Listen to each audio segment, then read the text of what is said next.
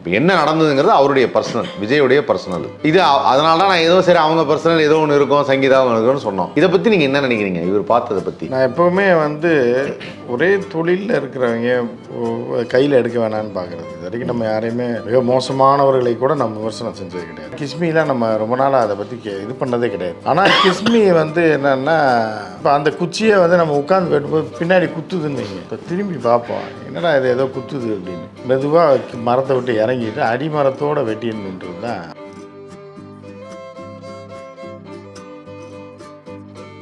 இப்போ ஒரு நாய் வண்டி ஊடால வருதுன்னு வச்சுக்கல, எதுக்காக நம்ம பதறுவோம் அப்படின்னா, அந்த நாய் செத்துறக்கூடாதுன்றதுக்காக தான் பதறுவோம். அவன் போய் நம்ம விழுந்து கைகாட்டணும். புரியுதா உங்களுக்கு? அந்த மாதிரி கிஸ்மி உள்ளே வந்ததுலேருந்து கிஸ்மி அப்போ மண்டையில் போட்டுறது வழக்கம். மாஸ்டர் ஆடியோ லான்ச்சில் சங்கீதா உட்காந்துருக்காங்க, 2 பேரும் தான் உட்காந்துருக்காங்க.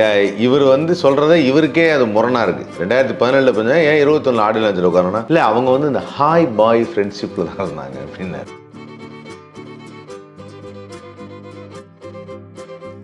ஆனால் வக்காலத்து வாங்கி பேசுகிறவன் இருக்கான்ல, வக்காலத்து வாங்கி பேசுகிறவனுக்கு அந்த சம்மந்தப்பட்ட பார்ட்டிக்கு என்ன சம்மந்தம்னு பார்க்கணும். நீ ஒரு விமர்சகர், ஒரு சினிமா பத்திரிக்கை, சினிமாவை தான் விமர்சனம் பண்ணுவது. பர்சனலெல்லாம் நீ போய் விமர்சனம் பண்ணுறப்போ இல்லை அவர்கள் சாரில் வாதாடுறதுக்கு நீ வக்கீல் கிடையாது அப்படின்றது தான் கிஸ்மிக்கு நம்ம சொல்லி. பட் இது நடந்தது தானே எப்பவுமே பெட்டிஷனில் இதெல்லாம் போடுறாங்க, நடந்தது தானே போடுறாங்க. கூட இருந்த பொண்டாட்டியே பெட்டிஷன் போடுறாராமா. இவர் இங்கே உட்காந்துட்டு 2017 படுத்தாங்க, 2027 சிரிச்சாங்க, 2019 முட்டை புரோட்டா சாப்பிட்றாங்கன்னு சொல்கிறதுக்கு நீ யார்? அவங்க வழிப்போக்கர்கள். பாஸ் டாக்ஸ் நேயர்களுக்கு வணக்கம். முதல் முறையாக நம்முடைய சேனலில் என் மதிப்பிற்குரிய உமாபதி அண்ணனை தான் சந்திக்கணும் அப்படின்னு நினச்சேன். அவரை சந்தித்து சில விஷயங்களை எப்பவும் போல் நகைச்சுவையோடு கலந்து ஜாலியாக பேசலாம் அப்படின்னு நினச்சேன். அதுக்கு தான் இன்றைக்கி வந்திருக்கேன். வணக்கம் அண்ணா, எப்படின்னு இருக்கீங்க? வணக்கம் அண்ணே, முதல் முறையாக பாஸ் டாக்ஸ் அப்படின்னு சொல்லிட்டு ஒரு சேனல். ஸோ இந்த சேனலில் உங்களோட உரையாடணும் அப்படின்னு ஆசையோடு வந்திருக்கேன். அதில் சமீபத்தில் நடந்த சில விஷயங்கள், சில பர்சனலான விஷயங்கள் நான் ஃபீல் பண்ணேன். இந்த நம்ம விஜயோட டைவர்ஸ் கேஸ் அந்த இதெல்லாம் பர்சனலான விஷயங்கள். நான் அதை ஒரு பக்கம் ஒதுக்கி எல்லாத்தையும் டீல் பண்ணுறீங்க. டைவர்ஸ் கேஸ்லேருந்து பஞ்சாயத்து உங்களுக்கு சேலத்தில் ஒரு மாநாடு அப்படிங்கிற மாதிரி இருக்குல்ல, அதுவும் அந்த மாநாடையும் டீல் பண்ணுவோம், இதையும் டீல் பண்ணுவோம். ஆனால் இப்போ எனக்கு என்ன தோணுச்சுன்னா, திடீர்னு ஒரு சின்ன வீடியோ ஒன்று பார்த்தேன். நம்ம கிஸ்மி ஒரு விஷயம் பண்ணியிருக்காப்புல. அதாவது என்னென்னா, புட்டு வைக்கிறாப்புல. இப்போ எல்லோரும் அரச புரசலாக பேசுவாங்கல்ல, இவருக்கும் த்ரிஷாவுக்கும் அப்படி தான் எல்லோரும் பேசிகிட்டு இருந்தாங்க. அந்த நடிகை த்ரிஷாவாக தான் இருக்கும் அப்படின்னும். சங்கீதா பேசும்போது கூட ஒரு நடிகை இருக்காங்க, ஆனால் அது யார் பேர்னு இப்போ நான் குறிப்பிட விரும்பலை. தேவைப்பட்டால் அவங்க மேலே நான் இதுவும் பண்ணுவேன் அப்படின்னு சொல்லியிருந்தாங்க. ஸோ இதெல்லாம் சொன்னாங்கன்னா, ஆனால் கிஸ்மி ரொம்ப தெளிவாக எனக்கு எல்லாமே தெரியும். அந்த வீடியோ நீங்கள் பார்த்தீங்கன்னா எல்லாமே தெரியும். 2017 அவங்க பிரிஞ்சுட்டாங்க. நீங்கள் நினைக்கிற மாதிரி அவங்க 2021 பிரியலை, 17 பிரிஞ்சுட்டாங்க. அதே மாதிரி சீன் ஆர்டர் மாற்றப்பட்டிருக்கு அப்படின்னு ஒரு விஷயம் சொன்னார். சீன் ஆர்டர்னால் அது எப்படி சொல்கிறது, கதை மாதிரி சொல்கிறார். சீன் ஆர்டர் மாற்றப்படும். அதாவது என்னென்னா, மனமுறிவுக்கு அப்புறம்தான் விஜய் இன்னொரு நடிகையோடு இருந்தார் அப்படின்னு சொல்லி ஒரு விஷயத்த மாற்றப்பட்டிருக்கு அப்படின்னு சொல்லி கிஸ்மி சொல்கிறார். இவர் சொல்கிறத பார்த்தா அந்த பக்கத்தில் பார்த்தார் அப்படின்னு சொல்லுவாங்கள்ல. இப்போ என்ன நடந்ததுங்கிறது அவருடைய பர்சனல், விஜயுடைய பர்சனல். இது அதனால தான் நான் ஏதோ சரி அவங்க பர்சனல் ஏதோ ஒன்று இருக்கும், சங்கீதாவும் இருக்குன்னு சொன்னோம். இதை பற்றி நீங்கள் என்ன நினைக்கிறீங்க இவர் பார்த்ததை பற்றி? நான் எப்போவுமே ஒரே தொழிலில் இருக்கிறவங்க கையில் எடுக்க வேணான்னு பார்க்குறது. இது வரைக்கும் நம்ம யாரையுமே மிக மோசமானவர்களை கூட நம்ம விமர்சனம் செஞ்சது கிடையாது. ஒரே இருந்துட்டாங்க, ஒரே குட்டையில் ஒன்று மட்டன்ற மாதிரி இருக்குது அப்படின்னு. பத்திரிகை துறையில் இப்போ ஒரு மரத்தில் ஒரு கிளையை வெட்டணுன்றக்காக நம்ம ஏறி உட்காந்து அதை பார்த்துட்டு நுனியை வெட்டுறது பார்த்தீங்களா, திரும்பி உட்காந்துட்டு அப்படி வெட்டுறது தப்புன்றதுக்காக தான் கிஸ்மிலாம் நம்ம ரொம்ப நாளாக அதை பற்றி இது பண்ணதே கிடையாது, கிஸ்மியை பற்றி. ஆனால் கிஸ்மி என்னென்னா, இப்போ அந்த குச்சியை நம்ம உட்காந்து வெட்டும்போது பின்னாடி குத்துதுன்னு வைங்க. இப்போ திரும்பி பார்ப்போம், என்னடா இது ஏதோ குத்துது அப்படின்னு. மெதுவாக மரத்தை விட்டு இறங்கிட்டு அடிமரத்தோடு வெட்டிடணுன்றது தான். அந்த அளவுக்கு வேண்டாம், கிளையை மட்டும் வெட்டுவோம் அப்படின்றது தான் இப்போ நான் நீங்கள் கேட்டதுனால அந்த கிஸ்மியை பற்றி சொல்கிறேன். அதனால் நம்ம ஒரு மேட்டரில் கிஸ்மி உள்ளே வந்துட்டாப்புல. திடீர்னு ஊடால வண்டி ரோட்டில் போயிட்டு இருந்தேன். திடீர்னு சில பேர் போகும்போது வச்சுருப்பாங்கள்ல, சாவுகிறாக்கி வீட்டில் சொல்லிட்டு வந்தியா அப்படின்ற மாதிரி. யாரா அது காலங்காத்தால் போகிறப்ப வண்டிக்குள்ளே விழுகிறான்னு சொல்லி அப்புறம் அவன் ஓடி போயிடுவான். இப்படி ஓடி வந்துட்டு இப்படி போயிடுவான். நம்ம வண்டி கொஞ்சம் தடுமாறிடும். எதுக்கு தடுமாறினா அவனை கொண்டுடக்கூடாதுன்றக்காக தான். கரெக்டு. புரியுதா? எல்லாரும் நினைக்கிறதெல்லாம் இப்போ ஒரு நாய் வண்டி ஊடால வருதுன்னு வச்சுங்களேன், எதுக்காக நம்ம பதறுவோம் அப்படின்னா அந்த நாய் செத்துறக்கூடாதுன்றக்காக தான் பதறுவோம். டவுன் பண்ணி நம்ம விழுந்து கை காட்ட. புரியுதா உங்களுக்கு? ஸோ அந்த மாதிரி கிஸ்மி உள்ளே வந்ததுலேருந்து கிஸ்மி அப்பப்போ மண்டையில் கொட்டுறது வழக்கம் அப்படின்றதுனால இதுக்கு பதில் சொல்கிறேன் தவிர மித்தபடி இதை சொல்ல. இல்லைண்ணா, அவர் சொல்லும்போதே அந்த என்ன சொல்கிறாருன்னா 2017 உங்களுக்கு தெரியாத ஒரு விஷயத்த சொல்கிறேன், அவங்க 2017 பிரிஞ்சுட்டாங்க அப்படிங்கிறார் ஒன்று. அதுக்கப்புறம் வந்து இன்னொன்று சொன்னார் என்னென்னா 2021 மாஸ்டர் ஆடியோ லான்ச்சில் வந்து சங்கீதா உட்காந்துருக்காங்க, 2 பேரும் தான் உட்காந்துருக்காங்க. இவர் வந்து சொல்கிறத இவருக்கே அது முரணாக இருக்குது. 2017 கொஞ்சம் ஏன் 21 ஆடியோ லான்ச்சில் உட்காரன்னா, இல்லை அவங்க வந்து இந்த ஹாய் பாய் ஃப்ரெண்ட்ஷிப்பில் தான் இருந்தாங்க அப்படின்னாரு. அது என்ன கணக்குன்னே தெரில, இவர் எங்கேருந்து பார்த்தாருன்னு எனக்கு தெரியல. இல்லை இவர் ஹாய் எப்படி இருக்க, நல்லா இருக்கியா, இல்லை நான் வீட்டுக்கு கிளம்புறேன், நீ எப்போ வீட்டுக்கு வர, இப்படி அந்த மாதிரி தான் அப்படி இருந்தாங்கன்னு இவர் சொல்கிறாப்புல. இவர் வந்து என்னன்னா ஒரு பங்களா வாட்ச்மேன் மாதிரி, புரியுதா உங்களுக்கு? அங்கேயே உட்காந்துருப்பாப்புல, சல்யூட் அடிக்கணும், பூணு வரணும். ஆனால் அந்த பங்களா ஓனர் வந்து ஒரு 10,000 கோடிக்கு சொந்தக்காரனாக இருப்பான். ஆனால் அவன் எவ்வளோ சம்பளம் கொடுப்பான் அப்படின்னு பார்த்தீங்கன்னா அந்த 8,000 ரூபா தான் கொடுப்பான்.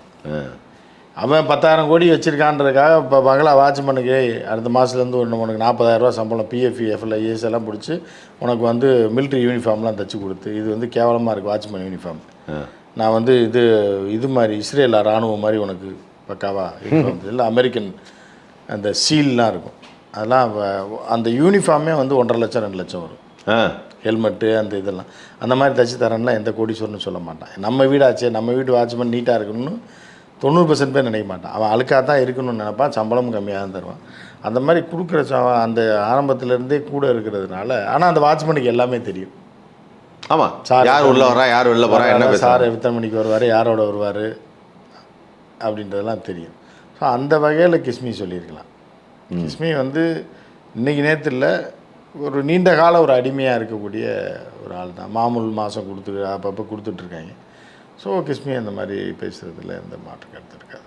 பட் இவர் இன்னொன்றும் சொல்லியிருக்காரு என்னென்னா வந்து இந்த மாதிரி பெட்டிஷன் கொடுத்தது அது வந்து அக்டோபர் மாதம், நவம்பர், டிசம்பர்லேயே கொடுத்தான், அப்புறம் பிப்ரவரியில் கொண்டு வரதுக்கான காரணம் என்ன, இதெல்லாமே வந்து சொல்லியிருக்காரு. இதெல்லாம் வந்து அப்புறம் இல்லை வெளியில் நடக்கிற ஒரு கருத்தை வந்து விமர்சனம் பண்ணலாம், பேசலாம், ஒரு தகவல் வருதுன்றதை பற்றி பேசலாம். ஆனால் வக்காலத்து வாங்கி பேசுகிறவன் இருக்கான்ல, வக்காலத்து வாங்கி பேசுகிறவனுக்கு அந்த சம்மந்தப்பட்ட பார்ட்டிக்கு என்ன சம்மந்தம்னு பார்க்கணும். அப்படி இருந்தால் தான் நீங்கள் பேசலாம். நீங்கள் வக்கீல் மாதிரியோ இது மாதிரியோ நீ வந்து ஒரு விமர்சகர் என்ன, ஒரு சினிமா பத்திரிக்கைக்காரன், சினிமாவை தான் விமர்சனம் பண்ணுவது, பர்சனலெல்லாம் நீ போய் விமர்சனம் பண்ணுறக்கோ இல்லை வந்து அவர்கள் சாரில் வாதாடுறதுக்கு நீ வக்கீல் கிடையாது அப்படின்றது தான் கிஸ்மிக்கு நம்ம சொல்லிக்கிறோம். பட் இது நடந்தது தானே வந்து எப்பவுமே பெட்டிஷனில் இதெல்லாம் போடுறாங்க, நடந்தது தானே போடுறாங்க. கூட இருந்த பொண்டாட்டியே பெட்டிஷன் போடுறாராமா. இவர் இங்கே உட்காந்துட்டு 2017 படுத்தாங்க, 2027 சிரித்தாங்க, 2019 முட்டை புரோட்டா சாப்பிட்றாங்கன்னு சொல்கிறதுக்கு நீ யார்? இல்லை இன்னொன்று சொல்கிறார் என்னென்னா, இவங்கெல்லாம் அதெல்லாம் ஒரு டெம்ப்ளேட்டு, அந்த பெட்டிஷன்லாம் ஒரு டெம்ப்ளேட்டு, பேர் மட்டும் ஃபில் பண்ணிக்கலாங்கிற மாதிரி ஒரு விஷயத்தை சொல்கிறாரு. வழக்கறிஞர்கள் வந்து நடந்த விஷயத்தை எழுதி ஒரு விஷயத்தை இதான்னு சொல்கிறாங்கன்னு வச்சுக்கோங்களேன், அதுதான் நம்ம நம்புகிறோம். சட்டம் அப்படி தான் சொல்லுது, என்ன நடந்ததுங்கிறத உண்மையாக சொல்லுங்கள். இவர் அதையே டெம்ப்ளேட்டுங்கிறார். அப்புறம் இன்னொரு இடத்துல சொல்கிறாரு, இதே மாதிரி தான் காவல்துறையெல்லாம் நம்மளை ஃபோர்ஸ் பண்ணி வாங்குவாங்கன்னு ஒரு விஷயத்தை சொல்கிறார். இல்லை அதாவது என்னென்னா இவருடைய இதில் அப்படி நடந்திருக்கலாம், இவரோட இதுலையா? ஓ, அவரோட எக்ஸ்பீரியன்ஸில் அந்த மாதிரி இருந்திருக்குன்றது காவல்துறை அடித்து கூட கேட்டிருக்கலாம் அந்த பீரியடில். அப்போ யாருன்னு தெரியாதுல்ல, புரியுதா? உட்காரம் அந்த பெட்டியில் அப்படின்ட்டு இருப்பாங்க. அந்த இது ஆதங்கத்தை இப்போ வெளிப்படுத்தலாம் ஒரு யாராக இருந்தாலும் சரி. நம்ம இந்த கிஸ்மியை மட்டும் சொல்லலை, அனுபவத்தில் அப்படி இருந்திருக்கலாம், புரியுதா அவங்களுக்கு? அதான் என்னென்னா அந்த ஊட்டச்சத்தும் மாமூலும் அந்த மாதிரி பேச சொல்லும். ஊட்டச்சத்து என்ன ஊட்டச்சத்து? அது அப்பப்போ கொடுப்பாங்க. ஓ, அந்த ஊட்டச்சத்து ரெகுலர் மாமூலில் இதெல்லாம் வந்து என்ன பண்ணணும்னா அதாவது ஒரு தீவிர விசுவாசியாக ஒரு மனுஷனை மாற்றிடும். அந்த வகையில் நம்ம அவரை பாராட்டலாம்.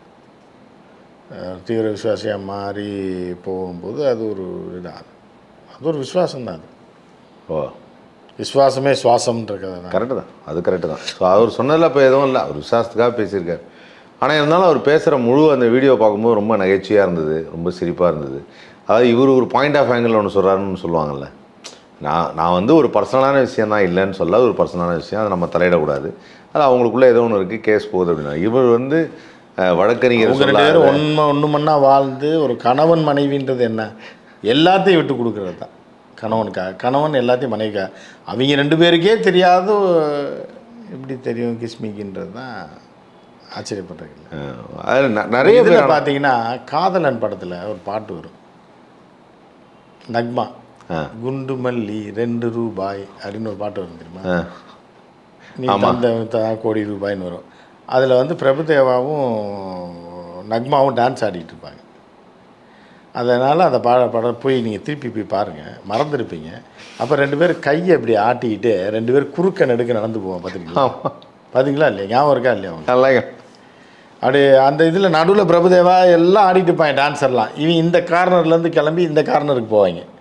அப்புறம் இந்த கார்னர்லேருந்து இந்த கார்னருக்கு இப்படி கையை ஆட்டிகிட்டு ரோபோ மாதிரி நடந்து போவாங்க. புரியுதா அவங்களுக்கு? அந்த கேரக்டர் எதுக்கு வச்சுருப்பார் சங்கர் அப்படின்னா ரிலீஃபுக்கு. இப்போ இன்றைக்கி வரைக்கும் நம்ம பேசலாம். அந்த படம் வந்து இப்போ 94 வந்து அந்த 2004 2014 24 ஆச்சு. 30 வருஷத்துக்கு மேலே ஆனதுக்கப்புறம் அந்த காட்சி அந்த கேரக்டர் நம்ம இங்கே மனசில் நிற்கிதுன்னா அதுதான் சங்கர் வச்சுருப்பாப்புல. பேசப்பட வேண்டிய கேரக்டர்னு வைங்களேன். அந்த மாதிரி தான்